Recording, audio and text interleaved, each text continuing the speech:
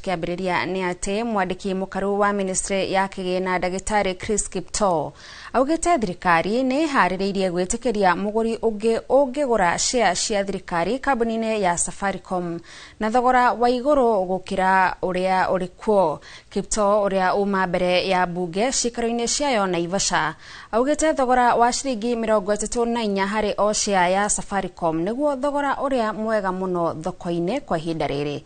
Abunge aria mararegana na thoguri iyo ni mathiete na mbere na kumitetia. We have negotiated for the best price, 34 shillings, which is 24% higher.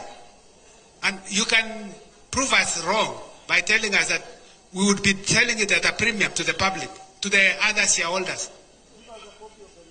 Yeah, we can do that in our in-house because I have the director there, he's taking note.